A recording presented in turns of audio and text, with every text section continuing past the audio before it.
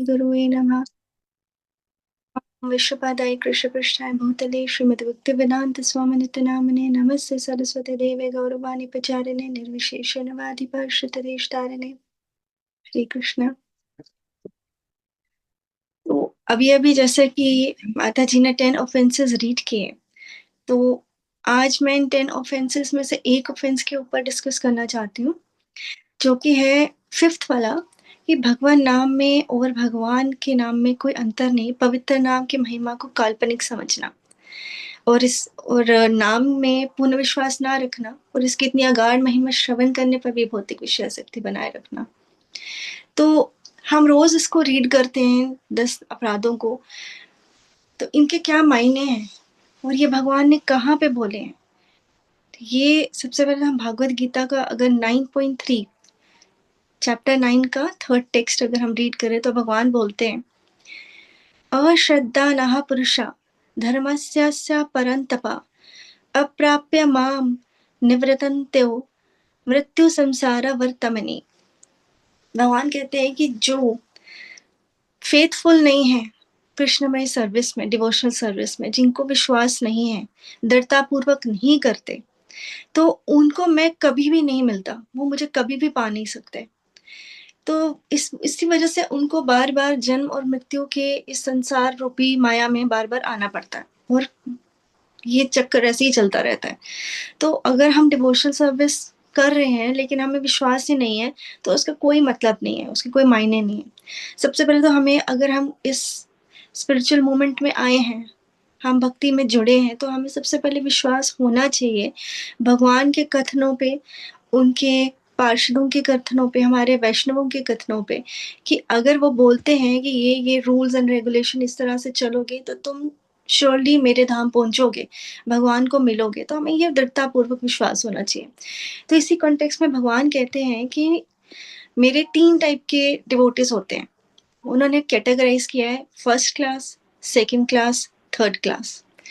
3rd class में वो बोलते हैं कि वो डिवोटीज जो कि बस जुड़ तो जाते हैं, लेकिन उनको कहीं ना कहीं कोई ना कोई आके उनको विश्वास तो होता नहीं है, वो बस अपने मतलब के लिए आ जाते हैं, और अगर उनकी वो अटेनमेंट जो भी उन्होंने पाना है उनको मिल गई, माया में फिर से वो मिल जाते हैं, मतलब वो वापस से छोड़ देते हैं इस बात को, तो वो कभी भी भगवान को प्राप्त नहीं कर सकते, वो अचीव नहीं कर सकते वो हाईएस्ट परफेक्शनल लेवल।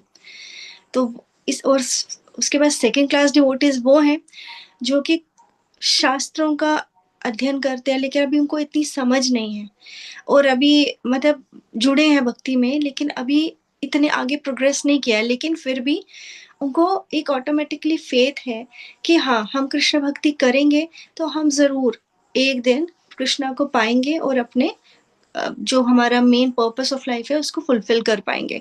तो बेशक उनको पूरी एडवांस नॉलेज नहीं है, लेकिन फिर भी उनको विश्वास है, तो ये 2nd क्लास डिवोटीज में आते हैं।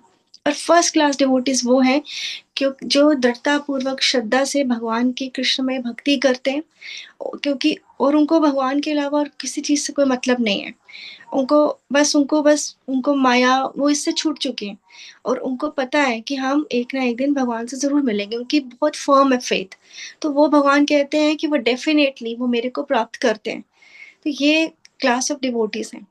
तो अब ये जो हम कहते हैं कि हमें विश्वास दृढ़ता पूर्वक होना चाहिए, इससे रिलेटेड एक स्टोरी है जो कि मैं शेयर करूंगी। जब युद्ध हुआ राम जी का रावण के साथ, और रावण को भगवान ने हरा दिया और लंका को विभीषण जी को सौंप दिया, तो उस टाइम पे रावण का एक बहुत ही लॉयल राक्षस था। तो उसने कहा कि नहीं, अब तो मुझे लंका में नहीं रहना, कि अब तो मेरे स्वामी यहाँ है नहीं, तो मैं तो यहाँ रहूंगा नहीं। तो विभीषण जी ने उनको कहा, ऑप्शन दी कि ठीक है, अगर आप जाना चाहते हो आप जरूर चले जाओ। तो वो कहता है, लेकिन अब तो वो समुद्र में सब कुछ, वो लड़ाई में वो सब कुछ तोड़ फोड़ दिया, मैं अब जाऊंगा कैसे, मैं इतना बड़ा विशाल सागर पार कैसे करूं। तो विभीषण जी उनको लिख के देते हैं कुछ, और वो स्लिप छोटे से पेपर पे, और वो कहते हैं कि इसको तुम पकड़ के, खोलना मत, बस इसको पकड़ के तुम ये सागर चलते चलते पार कर दोगे। तो वो कहता है कि ऐसा कैसे हो सकता है, पर वो कहता है कि ठीक है, अगर आप कह रहे हो मैं कर लूंगा। तो वो उस पेपर को लेके चलना शुरू कर देता है, और वो सागर पे चल रहा है, चलता है, चलता है, चलता है। उसको विश्वास नहीं होता, कहता है कि मैं सच में, मैं तो ये पानी पे, सागर पे चल रहा हूँ। ऐसा लिखा क्या है इसके अंदर कि जो मैं ये कर पा रहा हूँ? तो लेकिन विभीषण जी ने उसको मना किया होता है कि इसको मत खोलना। लेकिन वो, अब राक्षस वृत्ति है, तो वो तो मानेगा नहीं, जो चीज़ बोलो उसका उल्टा ही करेगा। तो वो उसको बीच सागर में होता है और खोल लेता है देखने के लिए कि अंदर लिखा क्या है। जब देखता है तो अंदर लिखा होता है राम। जब वो देखता है राम, अरे इसको देख के मैं चल रहा हूँ, छी। जब वो ऐसे बोलता है, उसी टाइम वो डूब जाता है, उसी टाइम वो सागर में डूब जाता है। तो ये बताता है कि राम, भगवान में, भगवान के नाम में कोई अंतर नहीं है। अगर हम भगवान का नाम पकड़ के चलेंगे तो हम भी इस विशाल, इस माया के सागर को पार कर सकते हैं। लेकिन सिर्फ हमें फेथ होना चाहिए। और यह फेथ हमें किससे आएगा? हमें भगवान की भक्ति से आएगा, हमें भगवान के डिवोटीज के साथ एसोसिएट करने से आएगा। ये हम कहेंगे कि हम अकेले बैठ के शास्त्रों का अध्ययन कर लेंगे और हम भक्ति हो जाएगी, तो वो नहीं होगी।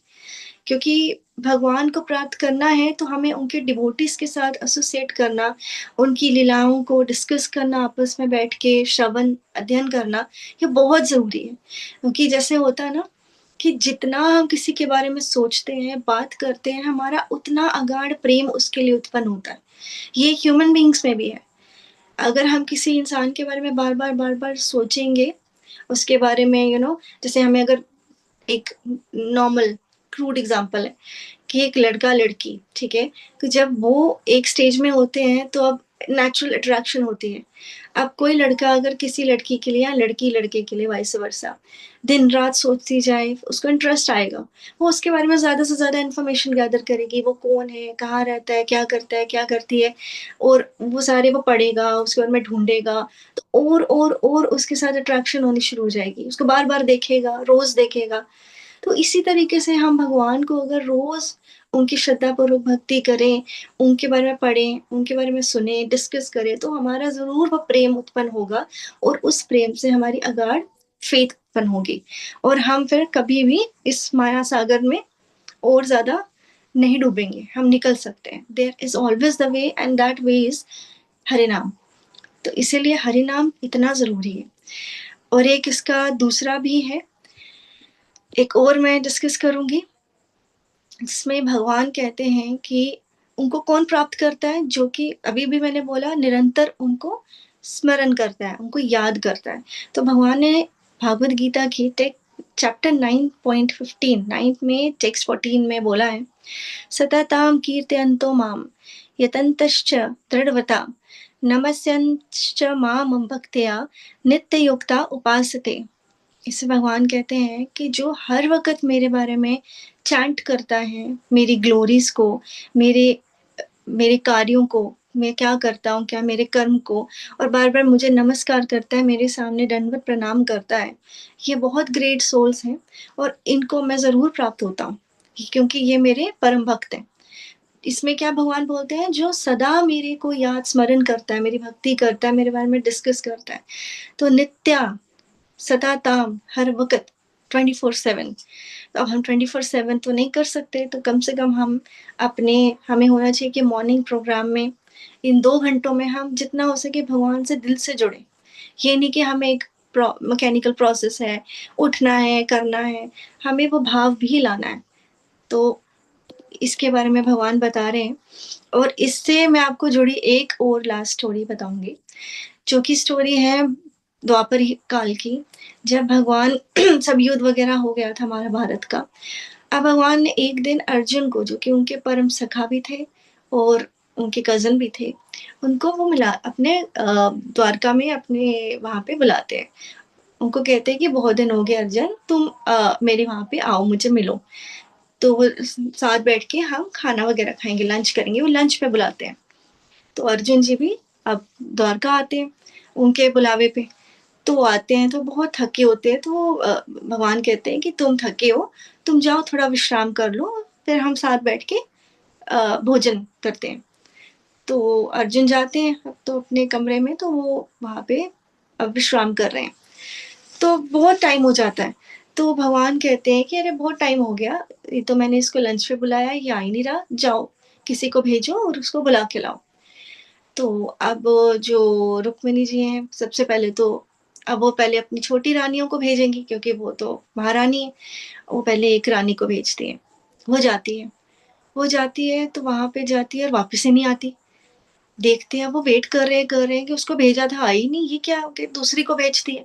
वो कहते हैं चलो तुम दूसरी जाओ, उन दोनों को लेके आओ। वो जाती है।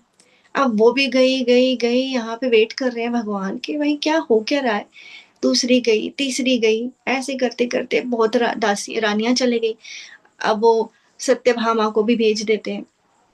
अब वो अ, हमारे जो उनकी जितनी सारी रानियाँ हैं, जामवंती सबको भेजते हैं। कहते हैं हो क्या रहा है, चक्कर क्या है, जो अर्जुन के कक्ष में जा रहा है वापस नहीं आ रहा। तो अब रह के रुक्मिणी जी खुद जाती हूँ, कहती हैं ठीक है मैं खुद जाती हूँ नाथ, मैं देखती हूँ। अब वो जाती हैं, इतनी देर में अब कृष्णा वेट कर रहे हैं, वो भी नहीं आ रही। अब ये कृष्णा की लीला है, वो भगवान बता रहे हैं कि उनके जो डिवोटीज होते हैं वो कैसे होते हैं। अब भगवान रह के खुद जाते हैं। जब जाते हैं और देखते हैं कि वहां पे अंदर कीर्तन चल रहा है, कि अर्जुन इतने गहरी नींद सोए हैं और उस नींद में भी वो हरिनाम कर रहे हैं। वो उनके मुंह से हर सोए सोए भी हरे कृष्ण कृष्ण कृष्ण हरे हरे, हरे राम राम राम हरे हरे निकलता जा रहा है।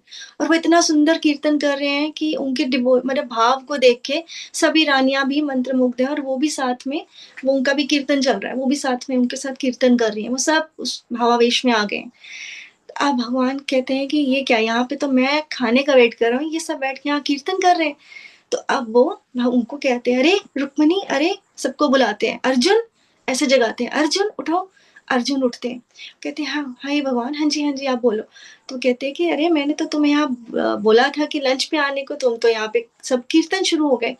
तो वही रानियां कहते हैं कि हमें पता ही नहीं चला क्योंकि वो उनके मुंह से सोए सोए भी इतने अच्छी तरह भाव से वो निकल रहा था कि हम अपने आप को कंट्रोल नहीं कर पाए और हम भी कीर्तन शुरू हो गए। तो ये होता है भगवान के भक्त, कि वो सोए सोए भी भगवान को याद करते हैं, और हम जैसे लोग जो कि भगवान का नाम लेते लेते भी सो जाते हैं। तो अभी हमें बहुत बहुत, हम तो मतलब कुछ भी नहीं है, तो हमें इसके ऊपर वर्क करना है। तो वो एकदम से होगा नहीं क्योंकि अनंत काल से बहुत ज्यादा हमारे मैल जमी है। अब जो जिसका वो चेतो दर्पण मार्जनम करना है हमको, तो धीरे धीरे होगा। तो हम सबको ट्राई करना है, अच्छे से जितना हो सके अपने आप से ट्राई करते रहना है, हारना नहीं है। हमें लगेगा कि हम कुछ भी नहीं कर रहे, इतनी टाइम हो गया अभी भी वैसे के वैसे, ऐसा नहीं है। आप पीछे मुड़ के जाएंगे तो जरूर कहीं ना कहीं अपने आप में आपको बहुत चेंज दिखेगा, अपनी लाइफ में, अपने आप में। आप कैसे वे ऑफ सिचुएशंस हैंडल कर रहे हैं दुनिया की, बहुत फर्क है, और ये बहुत उनकी भक्ति से ही मिलता है। तो इसलिए हरिनाम प्रभु को हमें बहुत अच्छी तरह जपना है, उसमें अगाढ़ फेथ, फर्म फेथ के साथ करना है। इसी के साथ आज का सत्र को ही विराम देते हैं। हरे कृष्णा। हाँ जी।